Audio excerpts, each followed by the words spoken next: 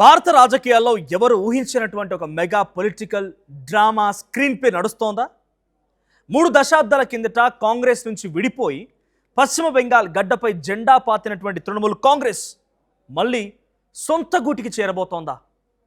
మమతా బెనర్జీ తన సుదీర్ఘ రాజకీయ ప్రస్థానంలోనే అత్యంత కీలకమైన నిర్ణయం తీసుకోబోతున్నారా? ఎస్, ఇప్పుడు ఈ నేషనల్ మీడియాలో ఇదే హాట్ టాపిక్. కాంగ్రెస్ అధినేత్రి సోనియా గాంధీ స్వయంగా మమతా బెనర్జీతో మాట్లాడి టీఎంసీని కాంగ్రెస్లో విలీనం చేయాలనే ప్రతిపాదన పెట్టారనే లీకులు ఇండియన్ పాలిటిక్స్ను షేక్ చేస్తున్నాయి. ఒకవేళ ఇదే నిజమైతే దేశ రాజకీయాల రూపురేఖలు మారిపోవడం ఖాయం. అసలు సోనియా గాంధీ ఆఫర్ చేసినటువంటి ఆ డీల్ ఏంటి? మమతా బెనర్జీకి దక్కబోయేటువంటి ఆ పవర్ఫుల్ పోస్ట్ ఏంటి? అభిషేక్ బెనర్జీ, రాహుల్ గాంధీ మధ్య గంటన్నరకు పైగా జరిగినటువంటి ఆ సీక్రెట్ మీటింగ్ కథేంటి? డీటెయిల్డ్గా ఈ వీడియోలో చూద్దాం. ఇండియన్ పాలిటిక్స్లో షేక్ చేస్తున్న అంశం ఇది. చివరి వరకు చూసే ప్రయత్నం చేయండి.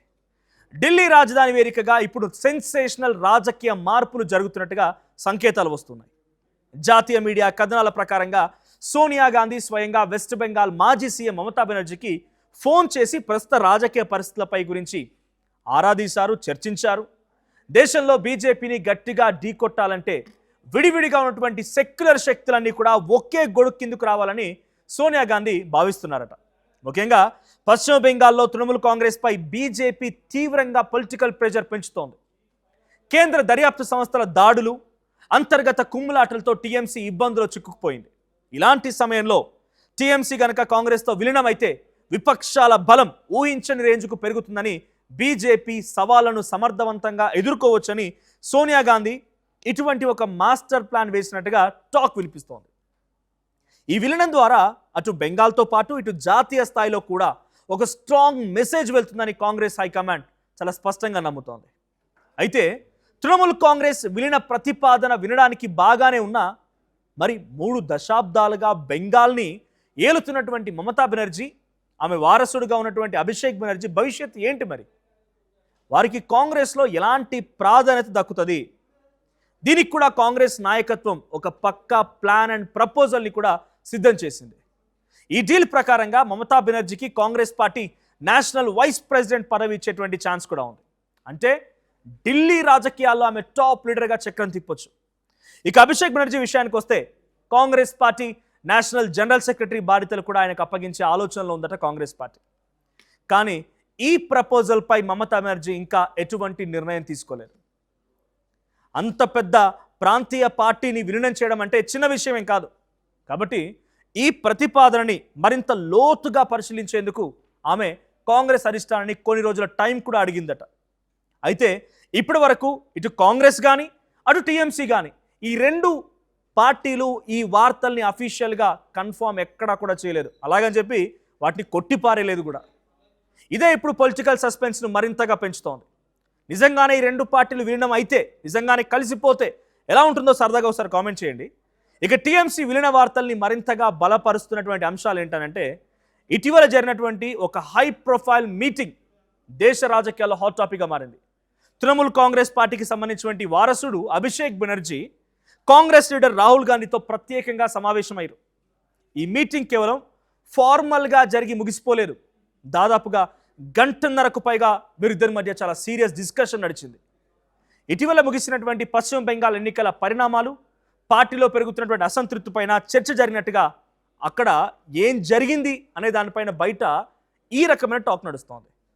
రాహుల్, అభిషేక్ ఇద్దరు యువ నాయకులు కావడం, భవిష్యత్తులో పార్టీని నడిపించాల్సినటువంటి ఒక స్థాయిలో ఉండడంతో వీరిద్దరి మధ్య బాండింగ్ కుదిరితే విలీన ప్రక్రియ మరింత స్మూత్గా సాగుతుందని ఇరు పార్టీల పెద్దలు కూడా భావిస్తున్నారట. అయితే ఈ భేటీ చాలా సానుకూల వాతావరణంలో సాగిందని ఇరు వర్గాల సోర్సెస్ చెబుతూ ఉన్నాయి. అసలు మమతా బెనర్జీ లాంటి పవర్ఫుల్ లీడర్ కాంగ్రెస్లో విలీనం చేసినటువంటి ప్రతిపాదనను పరిశీలించడమే ఒక పెద్ద ఆశ్చర్యం కలిగే అంశం. కానీ బెంగాల్ గ్రౌండ్ రియాలిటీ చూస్తే తృణమూల్ కాంగ్రెస్ పరిస్థితి తీవ్రమైనటువంటి అంతర్గత సవాళ్ళను ఎదుర్కొంటోంది. పార్టీలో సీనియర్ నేతలకి అభిషేక్ బెనర్జీ నడిపిస్తున్నటువంటి యంగ్ టీంకు మధ్య వర్గ విభేదాలు చాలా పీక్స్కి చేరుకున్నాయి. చాలామందికి ప్రముఖ నేతలు పార్టీ వీడేందుకు కూడా సిద్ధంగా ఉన్నారట. దీనికి తోడు బీజేపీ నుంచి ఎదురవుతున్నటువంటి లీగల్ అండ్ పొలిటికల్ అటాక్స్ కూడా పార్టీని ఉక్కిరి బిక్కిరి చేసేస్తున్నాయి. అభిషేక్ బెనర్జీ రోల్ విషయంలో పార్టీ లోపల వస్తున్నటువంటి అసంతృప్తిని చల్లార్చాలన్నా, బెంగాల్ను దాటి జాతీయ స్థాయిలో ఎదగాలన్నా ఒంటరి పోరాటం కంటే కాంగ్రెస్ లాంటి నేషనల్ పార్టీతో కలిసి వెళ్ళడమే సేఫ్ ఆప్షన్ అని చెప్పి తృణమూల్ లీడర్షిప్ కూడా ఒక రకంగా భావిస్తోందట. పొలిటికల్ ఎక్స్పర్ట్స్ చెప్తున్న మాట కూడా ఇవే. మరో ఇంపార్టెంట్ విషయం ఏంటంటే, కమ్యూనిస్టులని కూడా తృణమూల్ కాంగ్రెస్ దెబ్బతీసిందని మనం చెప్పొచ్చు. మమతా బెనర్జీ అధికారంలో ఉన్న టైంలో కమ్యూనిస్ట్ నేతలపైన, కార్యకర్తలపైన దాడులు, కేసులు విపరీతంగా పెరిగిపోయాయి.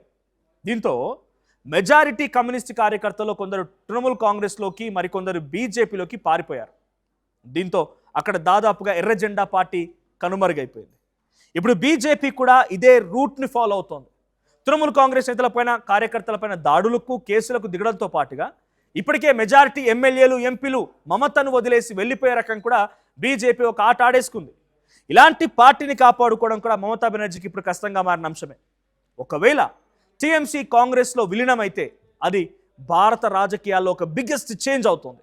ఎందుకంటే ఇండియా కూటమి బలోపేతమైతే విపక్షాల కూటమికి ఇది ఊహించినటువంటి బూస్ట్ ఇస్తుంది. బెంగాల్లో కాంగ్రెస్, టీఎంసీ ఓట్లు కలవడం వల్ల బీజేపీ గెలుపు అవకాశాలు కష్టంగా మారుతాయి.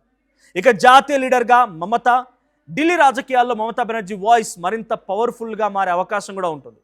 కానీ ఇక్కడ ఒక షాకింగ్ ట్విస్ట్ ఏంటంటే, వాస్తవానికి బెంగాల్లో లోకల్ కాంగ్రెస్ నేతలు టీఎంసీని తీవ్రంగా వ్యతిరేకిస్తున్నట్టు తెలుస్తోంది.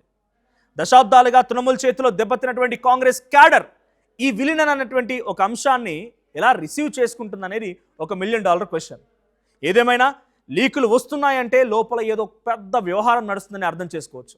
మరి మమతా బెనర్జీ సొంత గూటికి చేరతారా, లేక పార్టీని ఒంటరిగానే కాపాడుకుంటారనేది రానున్న రోజుల్లో తెలిసే అవకాశం ఉంది.